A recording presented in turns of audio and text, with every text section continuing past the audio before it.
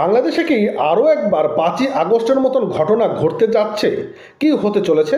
যদি তাই হয় তাহলে দেশের পরিস্থিতি কিন্তু খুবই একটি উদ্বেগজনক অবস্থার মধ্য দিয়েই পার করতে হবে। বিএনপির মহাসচিব মির্জা ফখরুল ইসলাম আলমগীর একটি বক্তব্য দিয়েছেন, আর সেই বক্তব্যের কাউন্ট করেছেন উপদেষ্টা আসিফ মাহমুদ। কি বলেছিল মির্জা ফখরুল ইসলাম আলমগীর?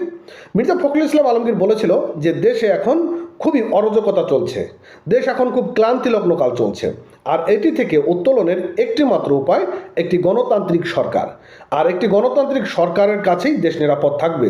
তাই এই উপদেষ্টাদের কাছে তিনি বলেছেন যে যত দ্রুত সম্ভব দেশে একটি সুস্থ সুন্দর নির্বাচনের ব্যবস্থা তৈরি করে দিতে হবে।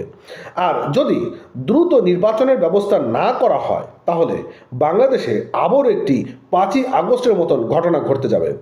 আর এরই পরিপ্রেক্ষিতেই উপদেষ্টা আসিফ মাহমুদ তিনি একটি কাউন্ট দিয়েছেন।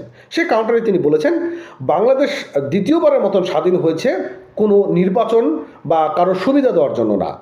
বাংলাদেশ এখন সংস্কারের কাজ চলছে, অনেক কিছু সংস্কার শেষেই তারপরে নির্বাচনের ব্যবস্থা করতে হবে। কারণ এখানে 2 সহস্রাধিক মানুষের বিনিময়ে, রক্তের বিনিময়ে এবং মানুষের জীবনের বিনিময়ে এই নতুন স্বাধীনতা অর্জন করা হয়েছে, কারো সুবিধা দেওয়ার জন্য এই স্বাধীনতা অর্জন করা হয়নি। এখন তারই এই পরিপ্রেক্ষিতে তিনি বলেছেন যে দেশের মানুষ এখন বুঝতে শিখেছে যে দেশটাকে কোন পথে নিতে হবে। এতদিন আমরা স্বৈরাচারের হাতে জব্দ ছিলাম, আমরা নতুন করে আবার কোনো স্বৈরাচার সৃষ্টি করতে চাই না। তাই দেশ সংস্কারের প্রয়োজন রয়েছে। আর যে সকল রাজনৈতিক দলগুলো নির্বাচনের জন্য পায়তারা করছে তাদের কাছে বলবো, আপনারা আগে আপনাদের মধ্যে সংস্কার তৈরি করে নেন, তারপরে নির্বাচনের কথা বলুন। বন্ধুরা, প্রথম আলো পত্রিকায় এরকম একটি নিউজ প্রকাশ করা হয়েছিল, যার কিছুটা অংশ আমি আপনাদের মাঝে একটু শেয়ার করতে যাচ্ছি।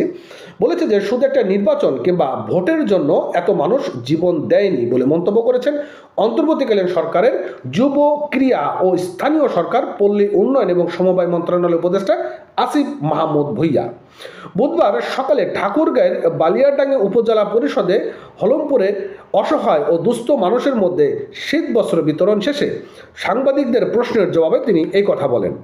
এবং উপদেষ্টা আসিফ মাহমুদ বলেন যে এই গণ অভ্যর্থনে এক দফা ছিল, তা হলো স্বৈরাচার শেখ হাসিনার পতন এবং ফ্যাসিবাদ ব্যবস্থাকে বিলুপ্ত করা। এবং ফ্যাসিবাদী ব্যবস্থা বিলুপ্ত বলতে আমরা স্পষ্টভাবে বুঝি বাংলাদেশ প্রতিষ্ঠাকালে ফ্যাসিবাদের মধ্য দিয়ে যা যা কিছু হয়েছে এগুলোকে বিলুপ্ত করতে হবে। সব প্রতিষ্ঠানকে ধ্বংস অবস্থায় রেখে যাওয়া হয়েছে, আর্থিক প্রতিষ্ঠানগুলোকে ধ্বংস করা হয়েছে। সেই জায়গা থেকে এক দফা বাস্তবায়নের জায়গা থেকে আমরা মনে করি যে সংস্কারের কার্যক্রম অত্যন্ত গুরুত্বপূর্ণ। শুধু একটা নির্বাচন কিংবা ভোটের জন্য এত মানুষ জীবন দেয়নি। আমরা ধারণা করছি যে 2 সহস্রাধিক মানুষ শহীদ হয়েছে এবং 20,000-এর বেশি মানুষ আহত হয়েছে। তো এই জায়গা থেকে তিনি যে বিষয়টা স্পষ্ট করতে যাচ্ছে সেটা হচ্ছে নির্বাচন হতে হয়তো আরও 2 বছর থেকে 2.5 বছর বা 3 বছর পর্যন্ত সময় নিতে পারে। তো এই জায়গা আপনার কি মন্তব্য সেটা একটু কমেন্ট করে জানান, যে আসলে কি এত সময় নেওয়া প্রয়োজন নাকি দ্রুত একটা নির্বাচনের ব্যবস্থা গ্রহণ করা উচিত।